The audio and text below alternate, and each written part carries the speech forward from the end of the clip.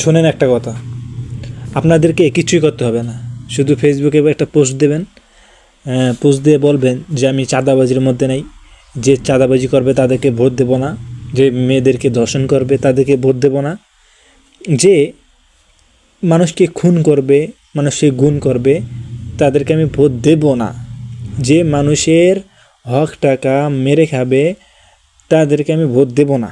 তাহলে আপনি নিশ্চয়ই মানুষ বুঝে নেবে যে আপনি জামাত। মানে এগুলো কথা বললেই বলবে আপনি চরমনাই করেন, এগুলো কথা বললেই মানুষ মনে করবে যে আপনি খেলাফত মজলিস করেন।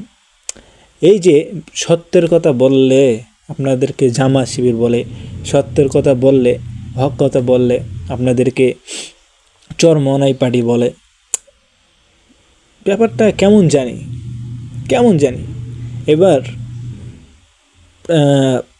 আপনারা নির্বাচন করবেন যে কারে ভোট দিলে চাঁদাবাজি থেকে দূরে রাখা যায় বাংলাদেশের মানুষকে, কারে ভোট দিলে সাধারণ মানুষের ভালো হবে, কারে ভোট দিলে গরিব মানুষেরা সচ্ছলভাবে খেতে পারবে, কারে ভোট দিলে বাংলাদেশটা উন্নত হবে।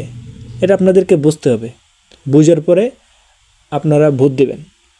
মানুষে বিএমপি নাম দেবো না, মানে মানুষে আপনারা 500 টাকা 1000 টাকা ধরা দেবে হাতে, আর আপনি তাদেরকে ভোট দেবেন। এটা করলে ভাই সারা জীবন পস্তাতে হবে, সারা জীবন। মনে রাখেন আমার কথাটা, বুঝছেন ব্যাপারটা?